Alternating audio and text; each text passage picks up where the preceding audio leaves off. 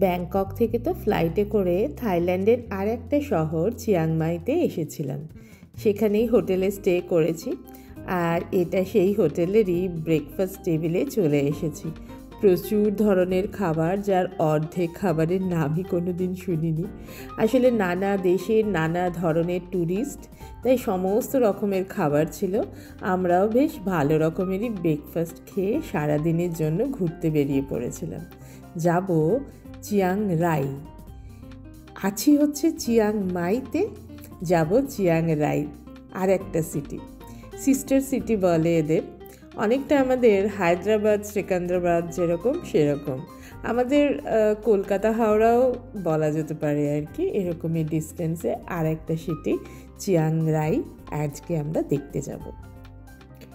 এই ব্রেকফাস্ট খেয়ে যে বেরোবো অলমোস্ট সারা দিনের ট্যুর।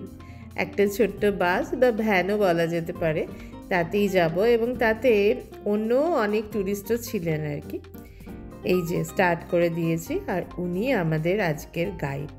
বলতে বলতে নিয়ে যাচ্ছেন আজ আমরা ওনার সাথে কি কি দেখব। প্রথম ডিস্টেন্সটা বেশ অনেকক্ষণেরই ছিল, প্রায় 1-1.5 ঘন্টার মতো। আমরা সবাই গাড়ির মধ্যে ঘুমিয়ে নিয়েছিলাম। তারপর এসে থামলো প্রথম হচ্ছে একটা হট স্প্রিং। এই দেখো, গরম একদম ফুটছে যেন জল, একদম টকবক করে। প্রকৃতির এই অদ্ভুত রূপ দেখতেও যে কত ভালো লাগছে। এইরকম ঝোড়াই করে দেখো ডিম বিক্রি করছেন, লোকে কিনে এই জলের মধ্যে বয়েলড এগ বানিয়ে নিচ্ছেন। একদম সামনে যেতে পারছি না, গায়ে ছিটে হচ্ছে বেশ গরম জল। আমাদের বাসটা তো রাস্তার এই দিকটায় পার্ক করেছে, কিন্তু রাস্তার অপোজিটেরটা দেখে মনে হচ্ছে আরও বড় হট স্প্রিংটা। কি সুন্দর লাগছে ব্যাকগ্রাউন্ডটা এরকম পাহাড় বলে।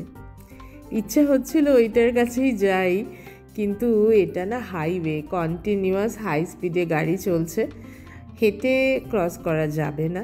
যে গাড়িগুলো এই সাইডে যাচ্ছে তারা এই দিকে পার্ক করছে, আর অপোজিট সাইডে যে গাড়িগুলো যাচ্ছে তারা ওই পাশে পার্ক করছে। আর বাকি সব জিনিসগুলো মানে সেম, এদিকেও দোকানপত্র ওয়াশরুম সব আছে, আবার ওই দিকেও আছে। সমস্ত ট্যুরিস্ট স্পটেই যেমন দোকানপত্র থাকে, খাবারের দোকান, জামা কাপড়ের দোকান, শোপিসের দোকান, এখানেও তাই।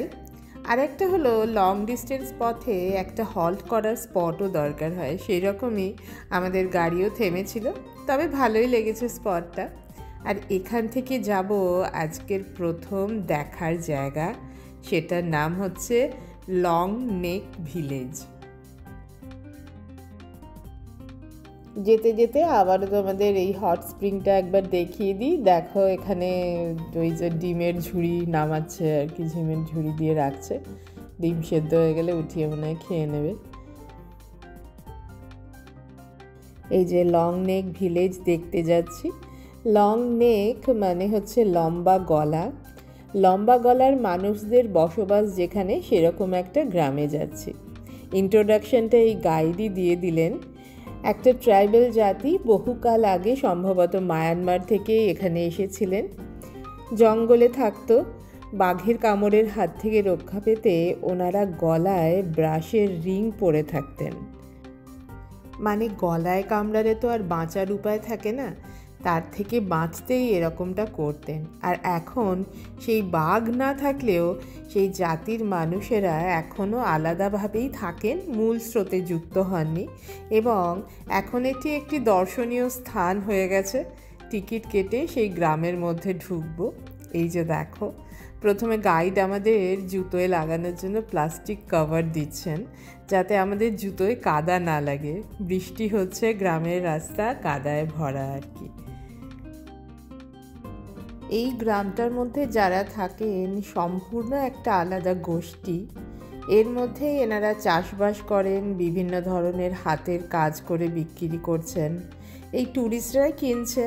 আবার এখানে ঢোকার তো একটা এন্ট্রি মূল্য দিয়েইছি, এই সব করেই এনাদের চলে যায় আর কি। দেখো আমাদেরই মতো আর একটা অন্য ট্যুরিস্ট গ্রুপ আর কি, এনারা এই ভিলেজের যেগুলো বিক্রি হচ্ছে সেরকম সব জিনিস পরেই এখানে নাচ করছেন।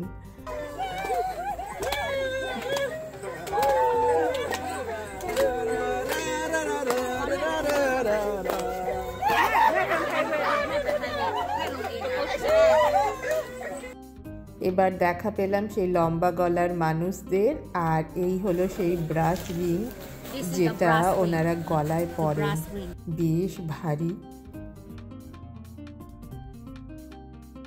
দেখো কিভাবে পরে আছেন। আর ট্যুরিস্টদের জন্য হাফ কাটা এরকম পেছন দিক দিয়ে দড়ি বাঁধা রাখা আছে, সবাই পরে শুধু ফটো তোলে। দেখো মেয়েটাই আমাকে আবার পরিয়ে দিচ্ছে, তারপরে আমরা সবাই মিলেই আবার বসে ফটো তুলেছিলাম। অনেক ধরনেরই হাতের তৈরি জিনিস বিক্রি করছেন, তার মধ্যে সামনে বসেও ওরা কি বুনছে দেখায় চলো।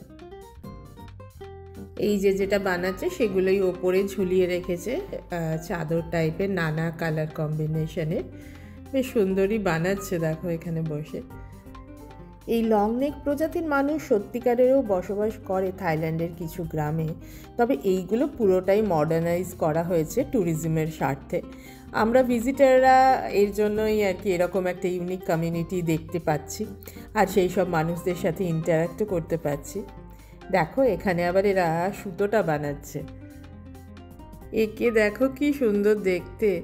বলছিল 16 বছর বয়স আর কতগুলো রিং পরে আছে একসাথে। এগুলো এরা কন্টিনিউয়াস পরে থাকে, 6 মাস কি বছরে একবার খোলে, তারপর রিংয়ের সংখ্যা বাড়ায়।